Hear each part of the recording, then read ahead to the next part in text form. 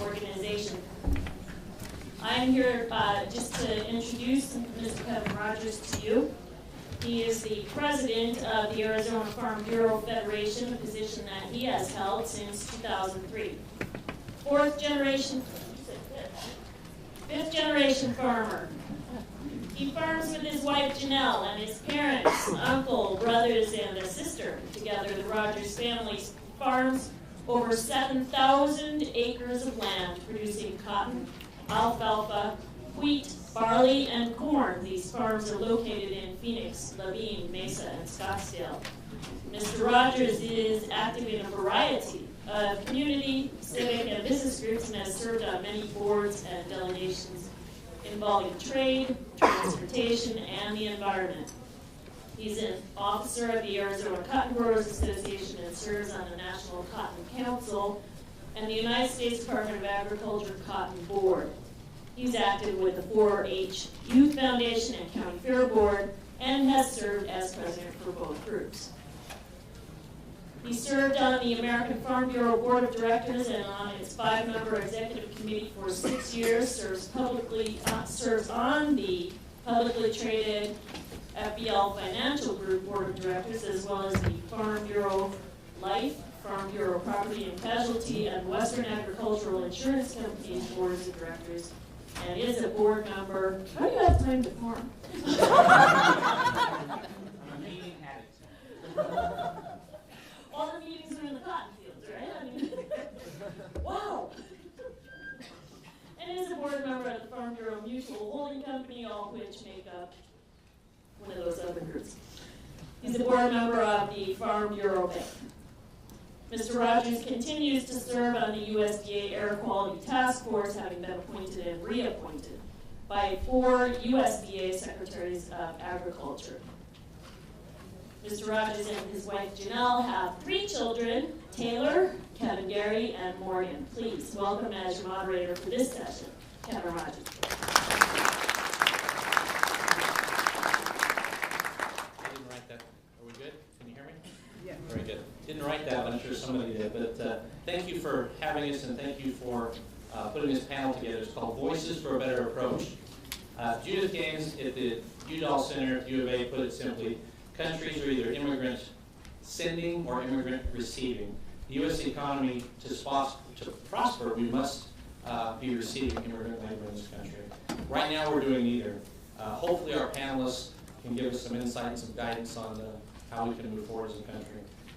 For our panel guests, I'll start right here with John Augustine. John's the owner of Desert Tree Farm. John's a longtime nurseryman, farmer, farms in Iowa as well, and also a rancher. Have the Honorable John Laredo. John was the former minority leader in the Arizona House. We have Al Preciado, who is here to discuss the impacts on the real estate.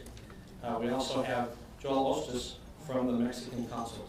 I think we'll just start right here with you, John, and let you. Oh, I'm sorry, the mayor's representative. Thank you for that. I appreciate it. I got to change at the last minute. We also have Bill Stahl from he's the chief of staff, co-chief of staff for Mayor Phil Gordon's office. So thank you. Appreciate it. I'm sure the mayor would have loved to have been here, but appreciate you stepping in at the last minute. Mr. Augustine, why don't you go ahead and start since you're closest to me? And in the interest of time, I'd like to give you each about 10 minutes. If you can stay within 10 minutes, that'll leave us about 10 minutes at the end for some questions. So if you guys can get after that, that would be great. And I'll interrupt you politely if you go too long. So thank you. Go ahead, John. Thank you again. My name is John Augustine. You can read my bio, but I would like to highlight that I'm in the nursery business, have a cattle ranch in Young, Arizona, and I have a grain farm in Iowa. So I'm very much involved in agriculture. You should also know that I help some of my employees become citizens in the amnesty program from the Ronald Reagan years. Some of those people still work for me. Some of their little children work for me. I have spent a lot of time and money trying to bring about some change. I know my industry, this state, and its history, as well as this issue. Arizona is much better than the rhetoric over the last few years. It is not okay to marginalize whole classes of people. You know, amnesty used to be a forgiving word. Normally Americans are people willing to give a second chance. Forgiveness, mistakes, and move on. but since the Republicans, I will pick on the Democrats in a few seconds, turned this into a wedge issue. I guess you can forgive anything in this country except for violating immigration laws. I'm willing to bet that there are a whole lot of politicians who hope that voters will give them amnesty. People make mistakes. We all require forgiveness at one time or another. I would like to say I find it curious that those who shout the loudest about the Constitution seem to be the first to have it amended by state and local governments, which tells me they know very little about the Constitution. You cannot understand this issue without global economics. We have many industries. We have competition issues, and on top of that, now into the future, we will need more workers. I understand immigration reform and have been involved in this issue for a long time. But I am a businessman, an agricultural businessman. Despite advances in technology and robotics, now and into the future, I am dependent upon labor, and it is not available legally in the skills I need and in the timetable that required for agriculture. I don't grow melons now, but I have. A harvest hour on any side of a certain temperature can make the difference between profit or loss. I can make a huge profit one day and lose it all the next day in falling markets. The nursery industry requires lots of labor and lots of skills. I can hire a PhD in plant physiology, and I have, much easier than I can find someone who knows how to properly grow trees. I like what I do. I get up every morning and get to do what I like. I have plenty of opportunities to cash out before the recent downturn. And with this downturn, the nursery business has been very poor. And I have managed through 5 recessions.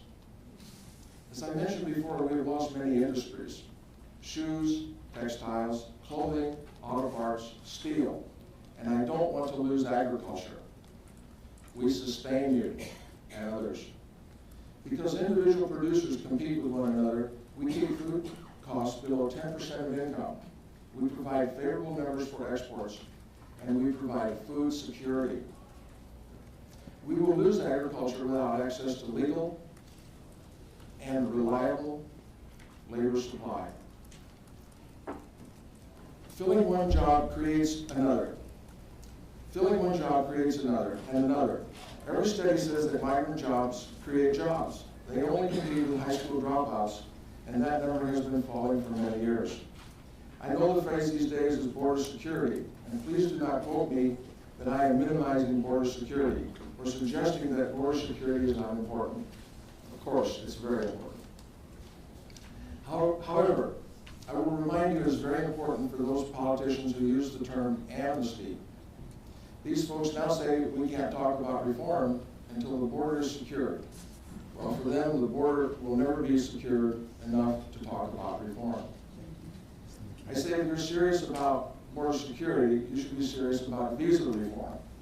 If we have reasonable and legal methods for people to transit back and forth across the borders, people who are properly cleared, they will go through the gates and not around them. How much more effective would the Border Patrol be if they could focus on criminals as opposed to people simply looking for honest agricultural work? First, agriculture needs a visa program that provides work permits on a timely and efficient basis. Currently, H-2A is our only agricultural visa. It is designed not to work. You have to go through 4 different agencies, one at a time, and it costs upwards of $2,000 for short-term workers only, and not in the numbers or in the timetable required. Now, I know Democrats are fairly apathetic about temporary workers, but no one can change the climate or the seasons, and agriculture must have this ebb and flow of labor. Secondly, agriculture needs a program more qualified people can come and go and stay, have options to become permanent immigrants, ultimately citizens if they so choose. I need temporary and permanent employees. Third, there is a body of seasoned and experienced workers in this country working for agriculture on a permanent basis that is not legal. It is a reality. These folks have families. They live and work in our communities. They are part of our community, and we have to recognize it as an economic and human reality. If we put proper visa structure in place, which we did not do in 1986, and if we have appropriate internal enforcement of these policies, we won't have to face the issue in the future, at least not in the current high numbers. I stay involved in agriculture because I want to, also because I believe in fundamentals. And there is nothing more fundamental than food.